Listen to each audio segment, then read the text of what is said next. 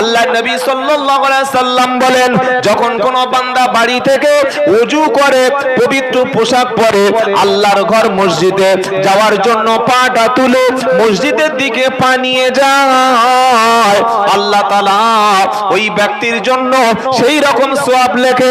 কোন রকম সওয়াব? যে বান্দা বাড়ি থেকে ইহরাম পরে সাদা কাপড় পরে পাক পবিত্র হয়ে হজে যাওয়ার জন্য যেমন বান্দা তৈরি হয়, ঠিক ওই রকম ভাবে বান্দা যখন ওযু করে গোসল করে নামাজের যাওয়ার জন্য তৈরি হয়, হজে যাওয়ার মতো বান্দার নেকি হয়।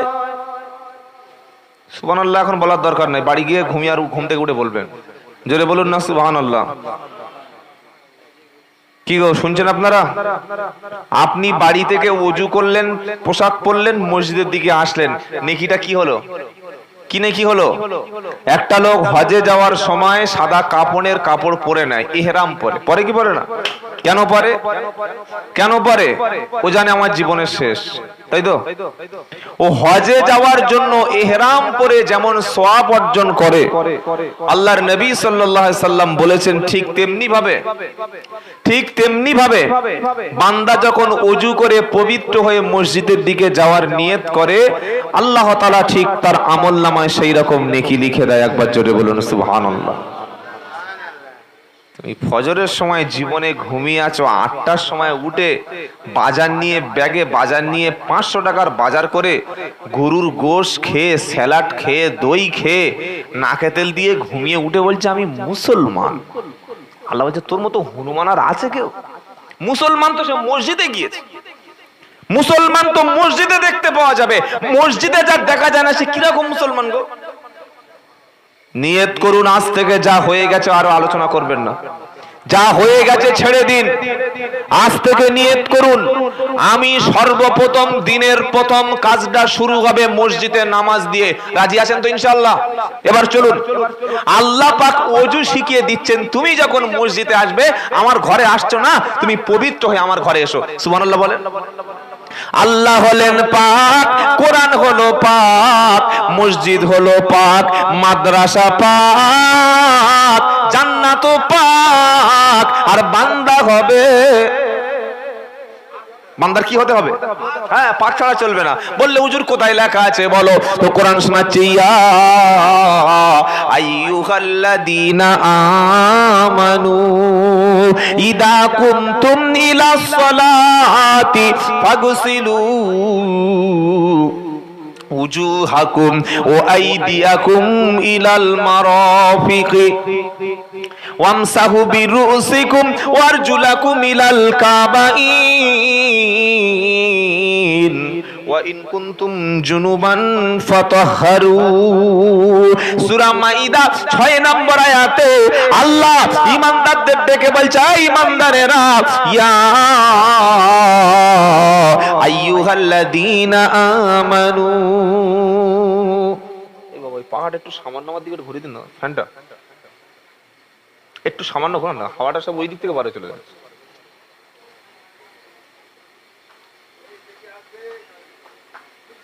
আরেকটু ঠিক আছে।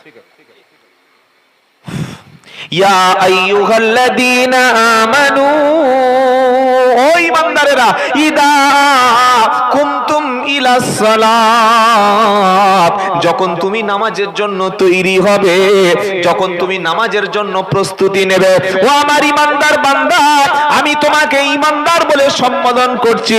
তুমি ঈমান এনেছো, তুমি মুসলমান হয়েছো, তুমি আল্লাহকে বিশ্বাস করো, তুমি কোরআনকে বিশ্বাস করো, তুমি হয়তো আমাকে ভুলে যেতে পারো, আমি আল্লাহ তোমাকে ঈমানদার বলে ডেকেছি। একবার জোরে বলুন সুবহানাল্লাহ। আল্লাহ আমাদের কি বলছেন? ঈমানদার। আল্লাহ আমাদের কি বলছেন? ও ঈমানদারেরা, যারা ঈমান এনেছো, তোমরা শোনো, ইদা, যখন কুমতুম ইলাস সালাত, যখন নামাজের জন্য তুমি প্রিপারেশন নেবে, নামাজের জন্য যখন প্রস্তুতি নেবে, নামাজের জন্য যখন তুমি তৈরি হবে, আমি আল্লাহ শুনিয়ে দিয়েছি। তুমি কাজ করছিলে, তুমি মাঠে ছিলে, তুমি দোকানে ছিলে, তুমি ব্যবসায়ী ছিলে, তুমি দুনিয়ার কাজে ব্যস্ত ছিলে, আজান হয়ে গেছে, এবার তুমি নামাজে যাওয়ার জন্য তৈরি হচ্ছ। বান্দা, তোমার শরীরে ময়লা আছে, তোমার শরীরে নোংরা আছে, ঘরমাক্ত হয়ে গেছো, তোমার শরীরে নাপাক আছে, রোগ আছে, জীবাণু আছে, জার্ম আছে, ব্যাকটেরিয়া আছে, ছত্রাক আছে, বিভিন্ন রকমের সমস্যা তোমার শরীরে হয়ে আছে। আমি আল্লাহ বলছি, আমি আল্লাহ হলাম পাক, আমি আমার রসুল হলো পাক, আমার কোরআন পাক, আমার নবী পাক, আমার জান্নাত হলো পাক, আর আমার মসজিদটা হলো পাক। ওই পাক জায়গায় যাওয়ার জন্য আগে তোমাকে করে নেব আমি পাক। জোরে বলুন সুবহানাল্লাহ। বান্দা বলল, আল্লাহ আমি তো পাক হতে চাই, আমি তো পবিত্র হয়ে আল্লাহ তোমার ঘরে যেতে চাই, তোমার সঙ্গে ভিজিট করতে চাই, তোমার কাছে কিছু বলতে চাই, তোমার কাছে কিছু চাইতে চাই। তো আল্লাহ বলছে, যখন তুমি পাক হতে চাইছো, চারটে ফর্মুলা সামনে ফেলে দিচ্ছি, ওই চারটে ফর্মুলা তুমি মেনে নাও। চারটে ফর্মুলা যখন তুমি মেনে নেবে, তোমাকে পাক করে আমি আল্লাহ পাক জায়গায় তুলে নেব। জোরে বলেন। বান্দা বলল, আল্লাহ ফর্মুলাটা কি? তো কোরআন শুনিয়ে দিল, ইয়া আইয়ুহাল্লাযীনা আমানু, ও বিশ্বাসী ঈমানদারেরা, ইদা কুনতুম ইলা সালাত, যখন তুমি নামাজের জন্য তৈরি হবে, যখন তুমি নামাজের জন্য দাঁড়াবে, যখন নামাজের জন্য প্রিপারেশন নেবে, প্রস্তুতি নেবে, আমি আল্লাহ চারটে ফর্মুলা দিয়েছি। প্রথম হলো ফাগসিলু উজুহাকুম, তোমার মুখে ঘাম আছে, তোমার মুখে রোগ আছে, জীবাণু আছে, তোমার চেহারাটা পবিত্র, আমি আল্লাহ খুব সুন্দর করে তোমাকে পাক বানিয়েছি। লাকাদ খালাকনাল ইনসানা ফি আহসানি তাকওয়িম, আমি আল্লাহ সবচাইতে সুন্দর করে মানুষকে আমি বানিয়েছি। পৃথিবীর যত প্রাণী আছে, সব প্রাণীর শরীরে লোম আছে, চুল আছে। মানুষের শরীরে বিভিন্ন জায়গায় লোম আছে, মানুষের শরীরে বিভিন্ন জায়গায় চুল আছে, কেশ আছে, পশম আছে। কিন্তু আমার আল্লাহ বলছে, বান্দা তুমি একটা ছাগলকে ধরে দেখো, গরুকে ধরে দেখো, গাধাকে ধরে দেখো, ঘোড়াকে ধরে দেখো, তাদের মুখটার তোমার মুখটা আয়নার সামনে মিলিয়ে দেখো, তাদের মুখের কাছে গেলে বড় বড় চুল হবে, তাদের ঠোঁটটা দেখে ভালো লাগবে না, ওদের চোখটা পছন্দ হবে না, ওদের মুখটা দেখে তোমার ভালোবাসা জন্মাবে না। কিন্তু আমি আল্লাহ তোমার মতো বান্দার চেহারাটা আমি সুন্দর করেছি। একটা ছেলে একটা মেয়েকে দেখলে পাগল হয়ে যায়, আবার একটা সুন্দর মেয়ে সুন্দর ছেলেকে দেখলে পাগল হয়ে যায়। স্বামী তার স্ত্রীর মহাব্বতে ডুবে থাকে, স্ত্রী তার ভালোবাসা স্বামীর ছাড়া বাঁচে না। আমি মুখটা সুন্দর না করে দিলে এ সংসারে ভালোবাসা বলতে কিছু থাকতো না। আমি তোমাকে বানিয়েছি সবচেয়ে সুন্দর করে, তাই আমি আল্লাহ শুনিয়ে দিলাম, আগে তুমি সুন্দর মুখটায় নাপাক লেগেছে, মুখে তুমি গালি দিয়েছো, মুখে মিথ্যা বলেছো, মুখে গীবত করেছো, মুখ দিয়ে বিড়ি খেয়েছো, মুখে সিগারেট খেয়েছো, মুখ দিয়ে তুমি আজে বাজে কথা তুমি বলেছো, মুখে তোমার জীবাণু আছে, জার্ম আছে, ধুলা আছে, বালি আছে। তুমি নামাজে যাওয়ার আগে আমি তোমাকে পাক করে নিতে চাচ্ছি। আগে তুমি ফাগসিলু উজুহাকুম, মুখমণ্ডলটা ধুয়ে নাও, এটা ধোয়া ফরজ। সুবহানাল্লাহ বলবেন না? সারা জীবন তো ওযু করেছেন, কোনদিন ভেবেছেন যে আল্লাহ কেন মুখ ধুতে বললো? কেন আল্লাহর কি এখানে দরকার যে এই মুখটা ধুয়ে নাও? ও শীতকালে হোক, গরমকালে হোক, বর্ষাকালে হোক, মুখটা। অনেকে প্রশ্ন করবেন এতে কি লাভ আছে? প্রথমবার বান্দা যখন মুখে পানি দিল, বান্দার মুখটা তখন ভিজে গেল, বান্দার রোগ জীবাণু তখন আস্তে আস্তে করে দূর হলো। আবার দ্বিতীয়বার পানি দিল, বান্দার চেহারাটা আস্তে আস্তে পরিষ্কার হয়ে গেল। তৃতীয়বার বান্দা মুখে পানি দিল। আমার নবী বলেন, উম্মত যখন ওযু করে, উম্মত যখন পাক পবিত্র হয়, উম্মতের চেহারা থেকে রোগগুলো, জীবাণুগুলো ঝরে যাওয়ার সাথে সাথে উম্মতের গুনাহগুলো সব ঝরে পড়ে যায়। আর যারা বছর পর বছর উযু করে না, এদের মুখের কাছে গেলে কথা বলা নয়, নাকে যে কি মাল আছে আর কানে যে কি আছে আল্লাহই জানে। ছি ছি ছি, ওযু করেন, কবে ওযু করেছিল মনেই নাই। বাসর রাতে গেছে ওযু ছাড়া, জুমার নামাজ পড়তে গিয়েছে, ওযু করতে ঢুকে পাশের লোকের চেয়ে আছে, ও হাত ধুচ্ছে, এ হাত ধুচ্ছে, ও দাঁতে হাত দিচ্ছে, দাঁতে হাত দিচ্ছে, জানেই না। ওযু করা ফরজ, ওযুটা শেখা, জোরে বলেন, ফরজ। ওযু শিখেছি, ওযু শিখেছে কি? শিখবো যাদের কাছে তারা আলেম, তারা ইমাম, তারা মাওলানা, তারা ওযুওয়ালা, তারা কোরআনওয়ালা। আর আমরা কারা? যাদের কাছে বসেছি তারা তো চাওয়ালা, বিড়িওয়ালা, পানওয়ালা, গুটকাওয়ালা। ওযুওয়ালা, কোরআনওয়ালা, আলেম, দিনদারের কাছে বসলে তবে তো ওযুটা শিখিয়ে দেবে। যাদের কাছে বসি, যাদের কাছে বসে আড্ডা মারি, ওরা তো বিড়ি খায়, সিগারেট খায়, খৈনি খায়, জর্দা খায়, মাল খায়, তেরেঙ্গা খায়, তো ওদের কাছ থেকে বসে বিড়ি খাবে না তো ওযু শিখবে?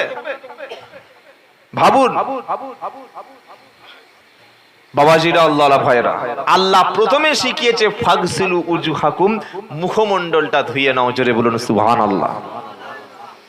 আল্লাহর নবী বলেন কিয়ামতের দিন আল্লাহ কোটি কোটি উম্মতের মধ্য থেকে আমি নবী মুহাম্মদ মুস্তাফা সাল্লাল্লাহু আলাইহি সাল্লাম আমার গুনাহগার উম্মতদেরকে আমি নবী চিনে চিনে বেছে বেছে নিয়ে আল্লাহর জান্নাতে যাব। আম্মা জান আয়েশা সিদ্দিকা রাদিয়াল্লাহু তাআলা আনহা তিনি বললেন, আল্লাহর নবী আদম থেকে আপনার পর্যন্ত কোটি কোটি উম্মাত উম্মাতানি হবে। কিয়ামতের দিন আধার কার্ড থাকবে নাকি?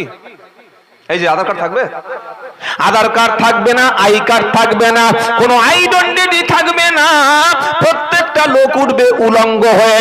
ডাক্তার, মাস্টার, ইমাম সাহেব, পীর সাহেব, ফকির সাহেব, মুফতি সাহেব, আমির সাহেব, যত বড় যাই হোক না কেন, সবাই উলঙ্গ হয়ে উঠবে। সকলে বলবে আমার কি হবে, কি হবে, কি হবে। আল্লাহর নবী বলেন ওই মুসিবতের দিনেতে আমি নবী আমার উম্মতকে জান্নাতে নিয়ে যাওয়ার জন্য জামিনদার হব। আম্মা জান আয়েশা সিদ্দিকা রাদিয়াল্লাহু তাআলা আনহা বলেন, হে আল্লাহর নবী কোটি কোটি কোটি কোটি উম্মত হবে, কি করে বুঝবেন এটা আপনার উম্মত? কি করে আইডেন্টিফাই করবেন যেটা আপনার উম্মত? আমার নবী বললেন, আয়েশা 100 কালো ঘোড়া আছে, তার মধ্যে একটা ঘোড়ার কপালটা যদি সাদা হয়, ওটা যেমন দুধ থেকে অবশ্যই তাকে জাস্টিফাই করা যায়, দুধ থেকে তাকে চিহ্নিত করে আলাদা করে নেওয়া সম্ভব হয়। আমার প্রকৃত উম্মত যারা হবে, আমি নবী মুহাম্মদ, আমার উম্মতে মুহাম্মাদি যারা হবে, তাদের হাতে, তাদের মুখে, তাদের চেহারায় আল্লাহর পক্ষ থেকে নূর হবে, নূর হবে, নূর হবে। ওই নূরটা দেখে আমি নবী মুহাম্মদ মুস্তাফা সাল্লাল্লাহু আলাইহি সাল্লাম জান্নাতে যাওয়ার জন্য আমি নবী সেদিন সুপারিশ করব। বিড়ি খেলে নূর হয়, গাঁজা খেলে নূর হয়, নামাজ কাজা করলে নূর হয়, জুয়া খেললে নূর হয়, মিথ্যা বললে নূর হয়। আল্লাহ নবীর স্ত্রী আম্মা জান আয়েশা বললেন, হে আল্লাহর নবী নূরটা কি করে হবে? আমার নবী বললেন, আয়েশা আমার উম্মত ফজরে একবার ওযু করে, জোহরে একবার ওযু করে, আসরে একবার ওযু করে, মাগরিবে একবার ওযু করে, ইশায় একবার ওযু করে। ওযু করার সময় বান্দা প্রথম মুখ ধুয়ে নেয়, দু হাতের কনুই পর্যন্ত ধুয়ে নেয়, পাটা ভালো করে ধুয়ে নেয়। এই চেহারাগুলি থেকে এত নূর চমকাতে থাকবে। আমি নবী মুহাম্মদ মুস্তাফা, আরে বলছেন না কেন সাল্লাল্লাহু, এটাও বলে দিতে হবে। আশ্চর্য লোক আপনারা, এইটুকু জানেন না যে মুহাম্মদ শুনলে সঙ্গে সঙ্গে সাল্লাল্লাহু আলাইহি সাল্লাম বলতে হয়? সে লাইনে থাকলে তবে তো শুনবে। কি বললেন? হ্যাঁ, যখন মুহাম্মদ শুনবেন কি বলবেন?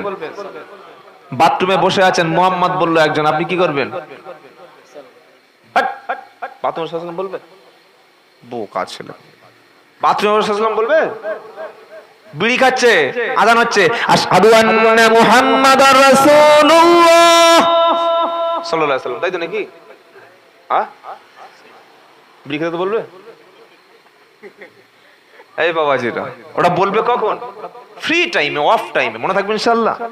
কারণ নবীর নাম যতই শুনি আমাদের ততই ভালো লাগে। সুবহানাল্লাহ। মুহাম্মদ নাম যতই শুনি ততই মধুর লাগে।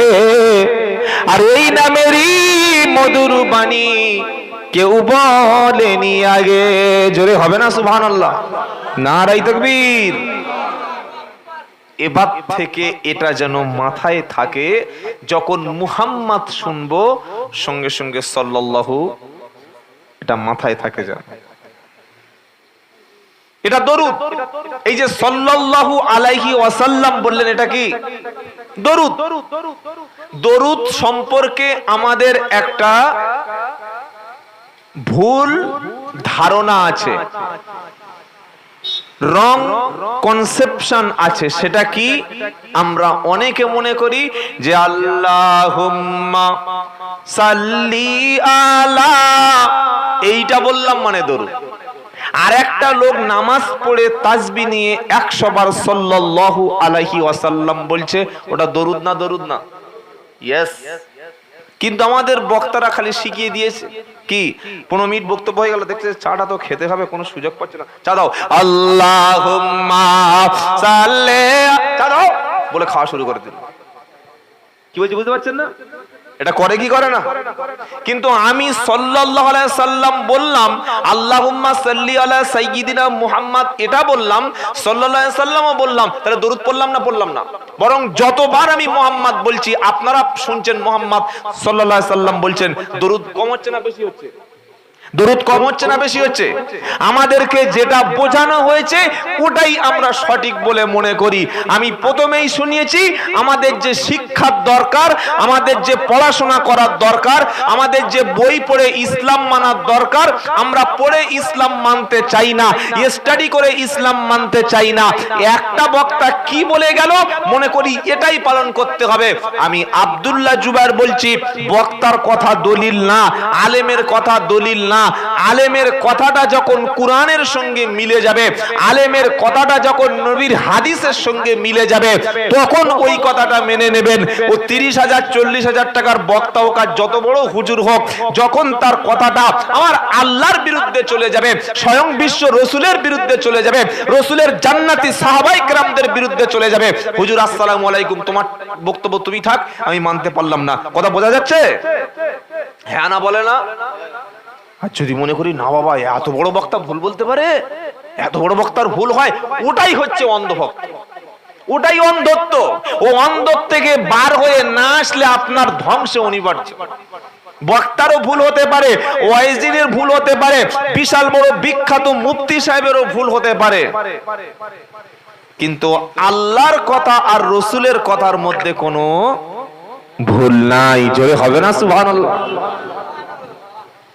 বাবাজিরা, আল্লাহ ভাইরা, শিখাচ্ছিলাম আল্লাহ পাক, কোরআন পাক, মসজিদ পাক, জান্নাত পাক। আর এই পাক জায়গার সঙ্গে যেতে হলে আপনাকে হতে হবে, সকলে বলুন, পাক। তাই আল্লাহ তার বান্দাকে বলছে, বান্দা আমি আল্লাহ তোমাকে দিয়েছি ডাক।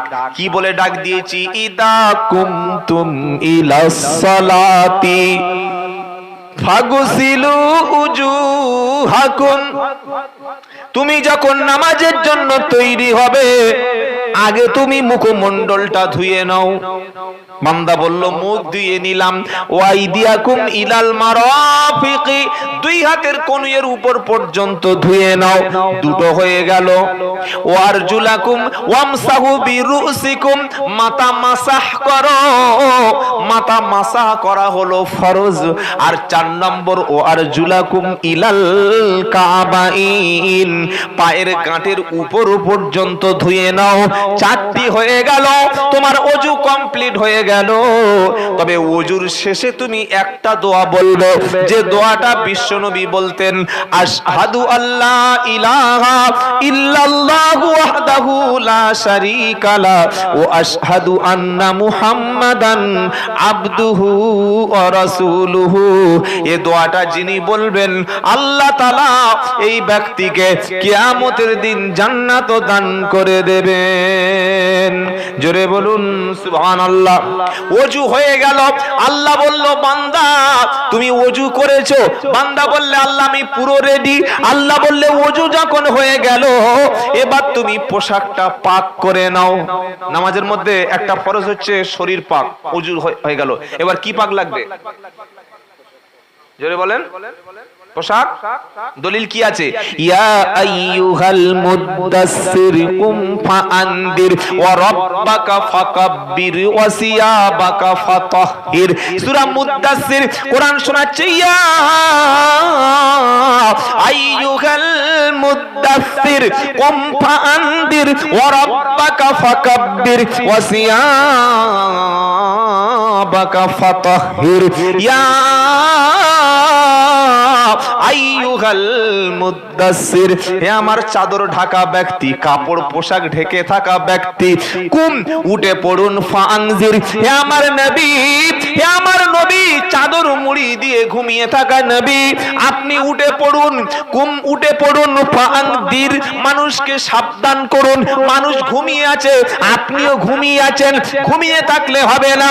নবী তুমি মক্কায় ঘুমাচ্ছ রাত্রে বেলা, তোমার বাড়ির পাশে 360টা পূজা হচ্ছে, তোমার বাড়িতে পাশে 360টা খোদা আছে, তোমার বাড়ির পাশে মদ খাচ্ছে, আবু জাহেল সে মিথ্যা বলছে, আবু জাহেল সুদের ব্যবসা করছে, মক্কায় ঘরে ঘরে আল্লাহ ছাড়া অন্য ব্যক্তির নামে শপথ হচ্ছে। ও আমার নবী তুমি ঘুমিয়ে থাকলে হবে না, তুমি সব বাড়ি বাড়ি বাড়ি বাড়ি পৌঁছে যাও, আবু জাহেলের বাড়ি যাও, আবু লাহাবের বাড়ি যাও, উতবার বাড়ি যাও, সাইবার বাড়ি যাও, মক্কার জমিনে যতগুলি বাড়ি আছে, যতগুলি ঘর আছে, প্রত্যেকটা বাড়ি ডোর টু ডোর ইন্ডিভিজুয়াল, প্রত্যেকটা ব্যক্তির কাছে পার্সোনাল তুমি যাও, সবার কাছে যাও, সকালে যাও, দুপুরে যাও, দুপুরে না থাকলে রাতে যাও, রাতে না থাকলে সন্ধ্যায় যাও, যাওয়ার পরে তুমি তাদের কানের কাছে বলো লা ইলাহা লা ইলাহা ইল্লাল্লাহ, লা ইলাহা ইল্লাল্লাহ মুহাম্মাদুর সাল্লাল্লাহু আলাইহি সাল্লাম। আল্লাহর নবী এই আয়াতটা শোনার পরে আর নবীজি ঘুমাতেন না, আবু জাহেলের বাড়িতে গেল, আবু লাহাবের বাড়িতে গেল, উতবার বাড়িতে গেল, প্রত্যেকটা অমুসলমানের বাড়ির সামনে গিয়ে নবী পড়তে শুরু করলো, হাতটা ধরলো, চলো মসজিদে যাই, আল্লাহকে মেনে নাও। আর নবী প্রকাশ্য বলতে লাগলো লা ইলাহা ইল্লাল্লাহু মুহাম্মাদুর রাসূলুল্লাহ। শত্রু বেড়ে গেল না কমে গেল? আরে বলছেন না কেন? আপনি চুপচাপ নামাজ পড়ে শুয়ে পড়ুন, কেউ শত্রুতা করবেন না। আর যখন নামাজের কথা বলবেন, সুদের কথা বলবেন, জেনা ব্যভিচারের কথা বলবেন, এই বাবা জেনা করিস না, মদ খাস না, লটারির টিকিট বিক্রি করিস না, এই কেউ কে রে, কার বাপ রে, বিচার নামাজ হয়ে গেছে না, জেনা করিস না, মদ খাস না, নামাজ তোমার কি হয়েছে, তুমি নামাজ পড়ো, আল্লাহ তুমি শুয়ে পড়ো, এটা বলছে না, বলে না? কি গো, আমরা ইমাম সাহেবরা কি মুরগি জবাই করে দেবেন, মেয়ের বিয়ে পড়িয়ে দেবেন, ছেলের বাতাস লেগেছে ঝাড়ফুঁক করে দেবেন, মাঝে মাঝে বাড়িতে মিলাদ করে দেবেন, এক কদম কোরআন শরীফ পড়ে দেবেন, শবে বরাতে বাপের কবর জিয়ারত করবেন, আমি মরে গেলে, আমার দাদু মরে গেলে খানার দিন 40-এর দিন মিলাদ করে 10 মিনিট করে দেবেন, 2000 টাকা দেবো, নিয়ে বাড়ি চলে যাবেন, তাই তো নাকি? আল্লাহ তার নবীকে বলছে, নবী যাও বাড়ি যাও, প্রত্যেকটা বাড়িতে ডোর টু ডোর যাও। নবী গিয়েছিলেন না, যান নাই? আরে বলছেন না কেন? যদি নবী না যেতে চাইতেন, আল্লাহ বলছেন নবী তুমি নবী নয়। বললি এই কি কথা, আপনি কিন্তু উল্টো কথা বলছেন, আপনার ঈমান আছে? হ্যাঁ ঈমান আছে বলে তো বলছেন, না তো বলতাম না। কি গো, 6 নম্বর পারা 18 নম্বর পৃষ্ঠা 9 নম্বর লাইন 68 নম্বর আয়াত, সূরার নাম মাইদা। আল্লাহ শোনাচ্ছে, ইয়া আইয়ুহার রাসূল বাল্লিগ মা উনজিলা ইলাইকা মির রাব্বিক ওয়া ইল্লাম তাফআল ফামা বাল্লাগতা রিসালাতা ওয়াল্লাহু ইয়াইসিমুকা মিনান নাস। হে আমার বিশ্ব নবী, হে আমার প্রিয় নবী, হে আমার হাবিব, আমি তোমার উপরে যে কোরআন দিয়েছি, আখিরাতের দায়িত্ব দিয়েছি, জাহান্নামকে সতর্ক করতে বলেছি, জান্নাতের কথা বলতে বলেছি, বাল্লিক প্রচার করো, পৌঁছে দাও, বাড়িতে বাড়িতে যাও, গ্রামে গ্রামে যাও, শহরে শহরে যাও, মক্কায় যাও, মদিনায় যাও, তায়েফে যাও, সব জায়গায় যাও, গিয়ে গিয়ে আমার কথাটা তুমি মানুষের কাছে পৌঁছে দাও। যদি তুমি গোপন করো, যদি তুমি প্রচার না করো, যদি তুমি চুপচাপ থাকো, ফামা বাল্লাগতা রিসালাতা, তাহলে তুমি রাসূলের দায়িত্ব পালন করলে না। এটা সব গল্প বানিয়ে বলছে, তাই তো? এবার আপনি বলুন, আপনি যে বাড়ি থেকে মসজিদ পর্যন্ত এসেছেন, 6 জন 8 জন মানুষ তাস খেলছে, রাস্তায় বসে বসে সব যুবক ছেলেরা বসে আছে, একটা ছেলের হাত ধরে একজনকে কোনোদিন বলেছেন এ বাবা চল নামাজটা পড়ে আসি, এটা বললে আপনি ফার্স্ট ক্লাস জাহান্নামী হবেন, তাই তো? এটা বলা খুব অপরাধ, তাই না?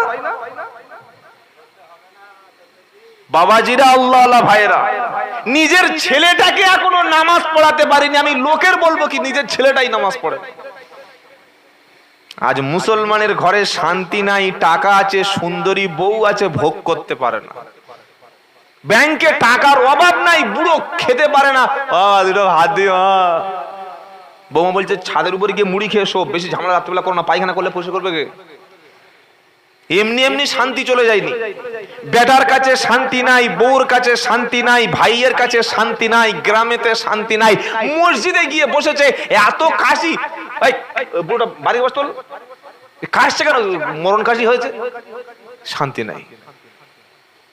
ইসলামের আদর্শ যেখানে নাই শান্তি সেখানে।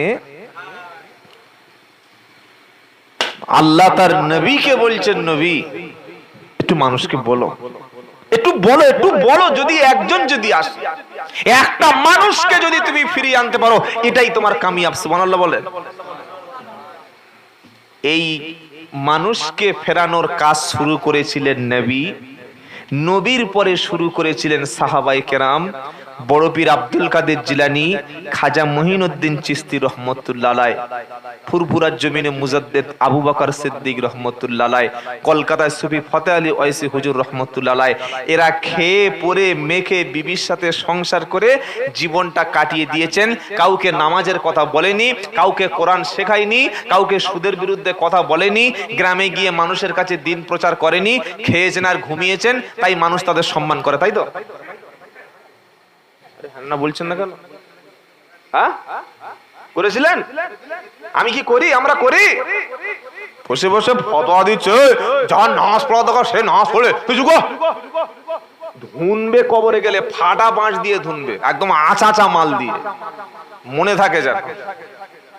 বাবাজিরা, আল্লাহ ভাইরা, এবার কেউ প্রশ্ন করতে পারেন, যদি আমি একটা মানুষকে কোরআন শিখিয়ে দিই, একটা সুদখোরকে যদি হালাল ব্যবসায় আনতে পারি, একটা তাসের আড্ডা থেকে ওই তাসের লোকটাকে তুলতে পারি, একটা বেপর্দা নারীকে যদি পর্দা বানাতে পারি, একটা মুশরিক ব্যক্তিকে যদি ঈমান আনাতে পারি, একটা জাহান্নামী চলে যাওয়া ব্যক্তিকে যদি জান্নাতের রাস্তায় আনতে পারি, আমার কি লাভ আছে?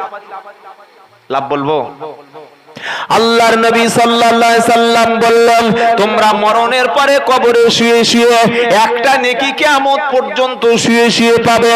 ওই নেকিটার নাম হলো আও ইলমিন ইয়ানতাফাউ বিহি। তোমার ইলমের দ্বারায়, তোমার জ্ঞানের দ্বারায়, তোমার বক্তব্যের দ্বারায়, তোমার পরিশ্রমের দ্বারায়, তোমার দাওয়াতের দ্বারায়, তোমার কথার ইশারায়, তোমার একটা কিতাবের দ্বারায়, তোমার ইলমের দ্বারায়, তোমার ওয়াজ নসিহতের দ্বারায় একজন ব্যক্তি যদি নামাজ বানাতে পারো, সুদের হাত থেকে বানাতে পারো, একজনকে চরিত্রহীন নারীকে চরিত্রটা ফিরিয়ে যদি আনতে পারো, একটা পিওর মাতালকে যদি তুমি মদের রাস্তা থেকে ফিরিয়ে আনতে পারো, সে যে নামাজ পড়বে, সে যে কোরআন পড়বে, সে যে ঈমান আনবে, সে যে আল্লাহকে চিনবে, সে যে রাসূলকে চিনবে, সে যে কোরআনকে চিনবে, সে যে ভালো ভালো কাজ করবে, ও যতটা নেকি পাবে ওর সমপরিমাণ নেকি তুমি কবরে শুয়ে শুয়ে পাবে।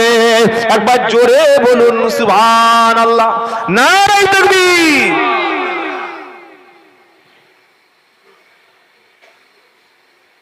আল্লাহর নবী তিনি ঘুমিয়ে আছেন, আল্লাহ ডেকে বলছেন, ইয়া আইয়ুহাল মুদাসসির কুম ফাআনদির। নবী তুমি ওঠো, মানুষকে সাবধান করো। ওয়া রাব্বাকা ফাকাব্বির, তোমার রবের নামটা তুমি উচ্চারণ করতে থাকো। আল্লাহর নামের নামটা, আল্লাহর মহত্ব বড়ত্ব তুমি বেশি বেশি করে প্রচার করতে থাকো। আর ওয়াসিয়াবাকা ফাতাহির, তুমি যে নামাজে যাবে তোমার পোশাকটা তুমি পবিত্র করে নাও। তাই নামাজের বাইরে একটা ফরজ হলো শরীর পাক, আর দ্বিতীয় ফরজ হলো পোশাক পাক। জোরে বলুন। পোশাক বান্দা পাক করে নিলে এবার মসজিদে গেল। মসজিদে বান্দা যখন গেল, ডান পা দিয়ে যখন প্রবেশ করলো, দোয়া একটা বলে নিল, আল্লাহুম্মা আফতাহলি আবওয়াবা রাহমাতিক। আয় আমার আল্লাহ, আমার জন্য, আমাদের জন্য তুমি রহমতের দরজা খুলে দাও। আল্লাহ বলে, বান্দারে, লোকটা কি করছিল? বললে কাজ। আর কি করছিল? ব্যবসা। একটু আগে কোথায় ছিল? ফেরেশতা বলে আল্লাহ দুনিয়ার কাজে। লোকটা এখন কোথায় এসেছে? ফেরেশতারা বলে লোকটা চলে এসেছে আল্লাহর কাজে। জোরে বলো। নামাজ পড়তে যাওয়া মানে কার কাজে যাওয়া? আল্লাহর কাজে যাওয়া। তো আল্লাহ বলছে ফেরেশতা, ও যে দুনিয়ার কাজে ছিল, এবার আমার কাজে আসলো, ওর জন্য আমি দুটো সুসংবাদ দিয়ে দিলাম, দুটো সুসংবাদ দিয়ে দিলাম। জোরে হবে না?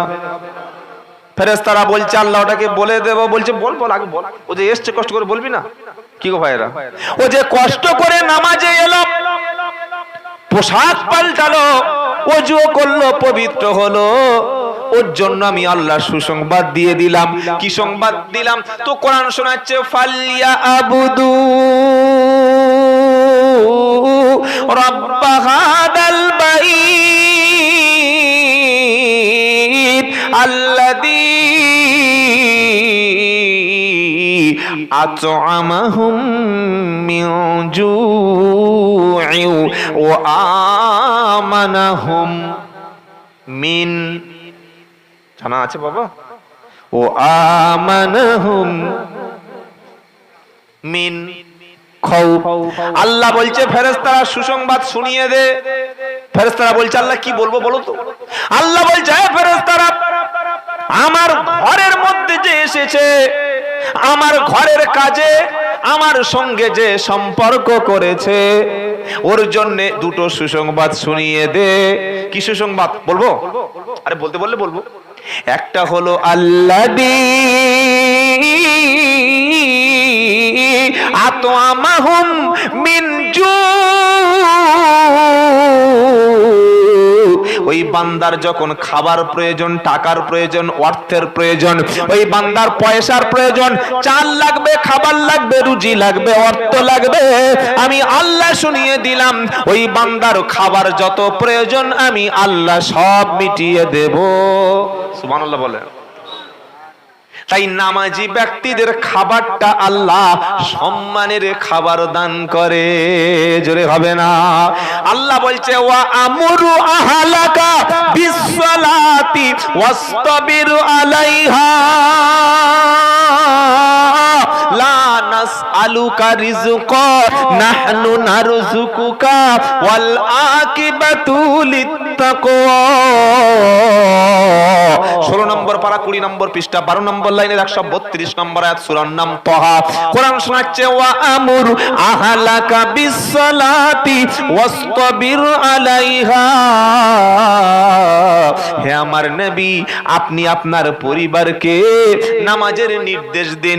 আপনার ফ্যামিলিকে, ছেলেকে, মেয়েকে, আপনার পুরো ফ্যামিলি মেম্বারস যারা আছে তাদেরকে তুমি নামাজের নির্দেশ দাও। নামাজের নির্দেশ দেওয়ার পরে তুমি অবিচল থাকো, এর উপরে কায়েম থাকো, এর উপরে অবিচল থাকো। আর কি করো? আমি আল্লাহ তোমার কাছে রুজি চাই না, বরং আমি আল্লাহ তোমার রুজি দিয়ে থাকি। জোরে হবে না? অনেকে প্রশ্ন করবেন, হুজুর অনেক বড় বড় সুদখোর আছে, অনেক বড় বড় মাতাল আছে, বড় বড় চিটিংবাজ আছে, ফট আছে, তারা তো নামাজ পড়ে না কিন্তু ভালো মাল খায় কি করে, দামি গাড়ি চড়ে কি করে, সুন্দরী বউ পায় কি করে? আল্লাহ বলছে শোন, আমি ওকে দিয়েছি ভালোবেসে দিই নাই, করুণা করে দিই নাই, দয়া করে দিই নাই, আমি ওর পরীক্ষা নেওয়ার জন্য দিয়েছি। ও দুনিয়া চাইছে, দুনিয়া দেব, দুনিয়াতে সুন্দর বিবি চেয়েছিল দেব, দুনিয়াতে টাকা চেয়েছিল সেটা দেব, সম্পদ চেয়েছিল সেটা দিয়েছি, অর্থ চেয়েছিল দিয়েছি, আরো যা চাইবে সবকিছু দেব। তবে আখিরাতটা তার জন্য শূন্য হয়ে পড়ে থাকবে। বললে এটা কোথায় লেখা আছে? মান কানা ইউরিদুল আজিলাতা আজালনা লাহু মা নাশা লিমান নুরিদু সুম্মা জাআলনা লাহু জাহান্নাম জাহান্নাম ইয়াসলাহা মাদমুমাম মাদহুরা। 15 নম্বর পারা 3 নম্বর পৃষ্ঠা 1 নম্বর লাইন 18 নম্বর আয়াত, সূরার নাম বনি ইসরাইল। কোরআন শোনাচ্ছে মান কানা ইউরিদুল আজিলাতা আজাল্লা লাহু ফিহা মা নাশা লিমান নুরিদু সুম্মা জাআলনা লাহু জাহান্নাম। যদি কোনো ব্যক্তি দুনিয়ার সম্পদ চায়, সন্তান চায়, দুনিয়ার সুন্দর জীবনটা চায়, স্ট্যাটাস বজায় থাকবে, দামি দামি গাড়ি চড়বে, দামি দামি ঘর চাইবে, অর্থ চাইবে, সম্পদ চাইবে, ও যদি দুনিয়ার মহব্বতটা, দুনিয়ার ভোগ বিলাসের জীবন চায়, আমি আল্লাহ দুনিয়াতে দিয়ে দেব, তবে আখিরাতে আগুন ওর জন্য রেখে দেব। আখিরাতে ওর জন্য জাহান্নাম ছাড়া কিছু থাকবে না। কিন্তু ঈমানদার কি চাইবে? তারপরের বাক্যে শোনাচ্ছে ওয়ামান আরাদাল আখিরাতা ওয়া সাআলাহা সাআয়াহা ওয়া হুয়া মুমিনুন ফাউলাইকা কানা সাইউহুম মাশকুরা। আর যারা ঈমানদার ব্যক্তি তারা আখিরাত কামনা করে, জোরে হবে না? ঈমানদার ব্যক্তি যারা, জান্নাতি ব্যক্তি যারা, আমার মুমিন যারা, ওরা আখিরাত কামনা করে আর আখিরাতে জান্নাত পাওয়ার জন্য প্রাণপণ চেষ্টা করে। আমি আল্লাহ এমন ঈমানদার ব্যক্তির পরিশ্রমটাকে কখনো বেকার করি না, জোরে হবে না? ও যে চেষ্টা করবে একবার দেবো আমি 10 বার, সুবহানাল্লাহ বলো। চেষ্টা করবে একবার দেব আমি 10 বার, চেষ্টা করবে একবার দেব আমি 10 বার। বলে এটা কোথায় আছে বলো? সব তো লেখা আছে কোরআনে, আমরা তো অন্ধ তাই পড়তে পারি না। মান যা বিল হাসানাতি ফালাহু আশরু আমসালিহা। যে ব্যক্তি একটা ভালো কাজ করবে, আল্লাহ বলছেন ওই ভালো কাজের বদলাটা 10 গুণ বাড়িয়ে দেব। বিছানায় বউকে নিয়ে শুয়ে থাকলে কিছু পাওয়া যায়? আল্লাহর কাছে আসতে হয়, কোরআনকে বুকে নিতে হয়। নেব ইনশাআল্লাহ।